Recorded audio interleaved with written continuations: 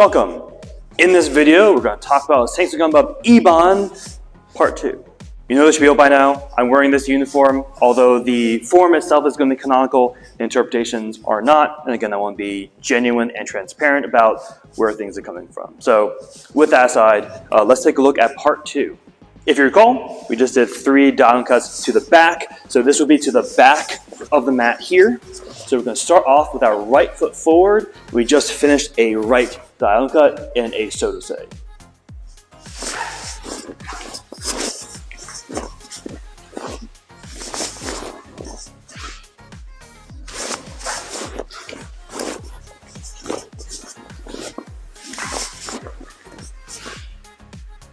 So, if you've been a part of the Federation or you've been learning forms for a very long time and you haven't been keeping up with all the changes the Federation has been making, this probably looks different, right? So the way that I learned, especially the beginning part of what we're doing today, was very, very different compared to what we're doing now. So again, these changes happened within the last 10 years, as far as I can tell, at least from the US. Again, it could have been this way for a very long time in Korea, but the changes have been really ironed out, at least for me, my school, and my area, very recently. So keep that in mind. So this is fresh material, right? So let's take a look. Key differences. So we're starting off in sotose, again, our short stance. We're going to come upright into our walking stance 11 block, still walking stance, diagonal cut, again, so facing behind, shift, still walking stance, turn, uppercut. So what this used to be, at least for me, again, this was 18 years ago. It used to be for me here, sweep, uppercut, maintaining that short stance. That is a very, very, very, very, very different interpretation of what's going on with this motion, right? So last time we were talking about with Form 2, we're talking about those sweeping blocks. This is a really good example of that sweeping block that has been removed, right? So the original idea of this, and we'll go back to the canonical one, is if someone is giving me a center cut and really following through, I might catch, and if they're continuing to go this way, not likely, but play with it for a little bit. From here, sweep through, uppercut. Now, although my cut ends and my stance ends facing this way, my uppercut, the power is over here, right? This is also what we're going to be doing when you do bamboo cutting. So can you do an uppercut straight on this way? Sure, absolutely. However, you're going to get a lot more power in this bottom quadrant. So if I'm starting my cut from the left, I'm going to get a little more power in my bottom left, right?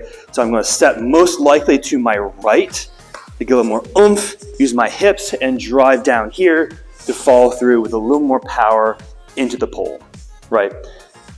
So, right, now granted, the idea of that sweep uppercut with this person here being almost like very kendo-esque of like strike and just kind of following through and being strike in the back or something like that, very, very unlikely outside of a kendo match. So there is that to be considered, right? However, let's talk about the more canonical use of this right now. So if I just struck you, right, or if I tried to strike you, maybe I was unsuccessful. Most likely, if I miss or if I'm unsuccessful, you don't like that, you're going to try to strike me in some way, right? From here, the idea is I'm coming upright, potentially. Again, this is not canonical interpretation. Oh, the form is canonical. The idea is I can come up more upright to get a little more power and get a little more maybe stability with my block. And while you're still about there, I'm going to step back with a power strike, trying to get as much power with it to counter you this way. Now, something that I don't like in forms, which you probably don't do outside of that, right? So in sparring, for example, you don't really want to turn your attention away from that one person unless if you know that they're really, really done, right? So one interpretation is simply, I strike you, I miss, I block, counter you.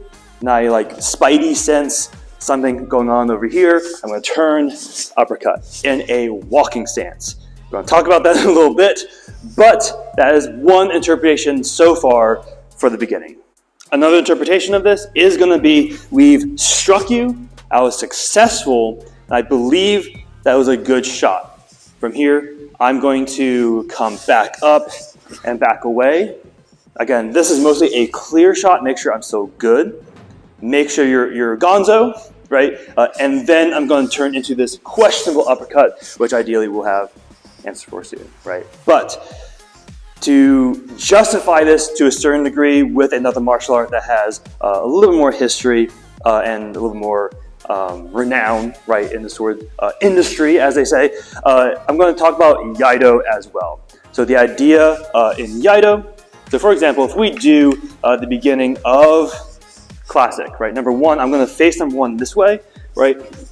So if we're here, the idea is I'm engaged with someone, right, in a conversation at least, right? So I'm here, I'm like, well, that could have gone better. Either, you know, he or she attacks me, or it's just the end, right? So from here, I come up, I'm not going to do all this breakdown, right? The reason I didn't scooch that much more is because the floor is very, very grippy. But the idea is I'm here, I have done a center cut. I'm going to not scratch my wall as I do my chiburi, coming up here. This motion is what I'm talking about. I come up, make sure you're like no longer a threat, dispatched, and take the other step back, and then we're going to do all of our fun here. Again, that's a little bit weird because now they're right there, and you're like, you come up right here and do all of your backing up, right? So the idea of confirming something before you move on with your day is something that happens in other martial arts as well.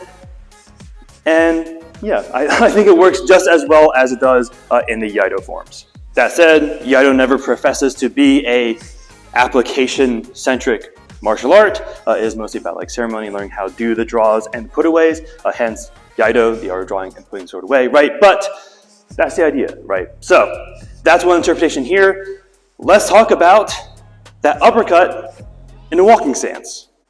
So for those of you who have experience with bamboo cutting, you probably know the difference between cutting on an angle here and cutting straight on here. So even without dealing with the stance yet, because it's very clear the target is here in the newer interpretation, right? So if I was here, if my footwork is straight here, I'm going to get a little more power down here and drive through. I still can get some power here, but it's just not going to be as powerful, right? Because a lot of the power with uppercuts with the extension down here, driving through, even cutting forward, I can extend later, get a little bit of something, but still not great. Then there's the fun of the height of the stance. Now what makes this less bad is you're already in a walking stance. You're going to maintain a walking stance. As opposed to being, for example, in a sotose and coming upright with an uppercut. Now, some people might think that as you're going up with your footwork, surely power must be going up with my cut as well. But unfortunately, no, right? Because the force that I'm pushing up is now distributed between my body and my sword, as opposed to if I stay nice and low and kick my heel into it, all the upward force is just in the sword, bop, bop here, right? So it's not going to be as stable, not necessarily as stable, not as powerful as staying at the same level. So walking stance to walking stance is better than short stance to walking stance, but not by much. Which begs the question, why? So why do that uppercut at all? So something we've already talked about, so in fact, with our interpretation of our dive cut earlier today, right, is that it's not necessarily meant to be cutting someone so much as either a clear or a warning shot, right? So for example, from here, we did this potentially as a clear shot, making sure I'm good, and this is just to make sure I'm good, right? Very similar to what we've done with our crosscuts in the beginning of forms, right? Again, super, super, super unlikely that's actually hitting someone, because as great as a crosscut is against the stomach, it's not an instant disabler. They'll still be able to do something against you. Likewise, especially up against the chest, for example, coming up from below, you're very, very likely to get stuck if you don't let yourself kind of flex and slash through. Your sword is going to be stuck in a super instantaneously vital area. They'll be able to fight you off a little bit longer, right? So the idea here is it is a clear shot. So I see someone, I clear them, and then I'm going to go in for a power shot to start again with my engagement with that person. So one might ask, why would you clear with an uppercut instead of the classic crosscut? Something that we talked about with our white belt one. So a crosscut is super annoying to block, right? So that's why it's just easier to just get out of the way and come back in. So it's a nice way to clear someone. And uppercut is even more annoying to block, right? So there are some blocks out there, and the Federation loves to use them. Makes me sad sometimes. But one way you can block the uppercut is this, which I hate. Right, I really don't like this one because not only you kind of have to hunker over it, but it's also going to ricochet, hit my fingies, right? Not great. Versus if I do, for example, just a more downward motion here, I can still block it, noticing I still would need to back up to bring my hand low enough and do something, right?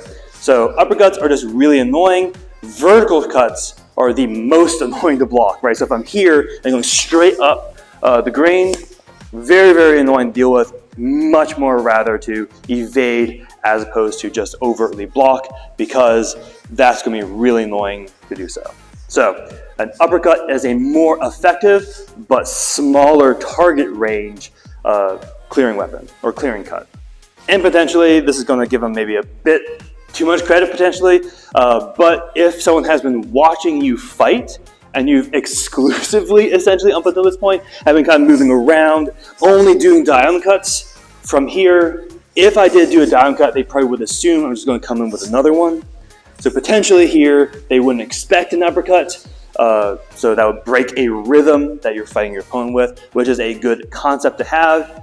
I don't think it's a good example because that's probably giving too much credit for that one. But the idea of switching up your routine with fighting someone is a very good way to get a little bit of an advantage.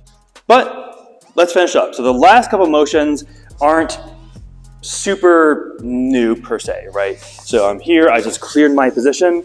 I see you, I'm going to engage here. 1, 2, very similar to what we did before. Very similar to what we did, in fact, in this position earlier today, is you're going to step back, clear a little more of a, in fact, this should be a walking stance, my apologies. And the walking stance, clearing back. Again, this is intended to be a clear shot to get back into a defense, right? This is, again, forcing myself to have more distance from my opponent in order to get back into a fighting guard, maybe catch a breath, because again, the interpretation is you should be mostly exhaling between defenses, and when you're in a defense, that's your respite, right? So you're trying to get to your respite a little bit more, you're going to clear back and get back into your defense, so then you can start again with another fight. But we're essentially at the end of the form, right? We have a little bit of a jump, a little bit of a kneel, a little bit of a put away, and that's essentially it. But we'll talk about that next time when we're talking about Ssangsu Geombup Ibon, so our second form. But hopefully you're enjoying the journey so far, and even noticing that Form 2 has so many small intricacies that you can hopefully digest and have some fun with. But with that, make sure you stay safe, stay humble, and keep training.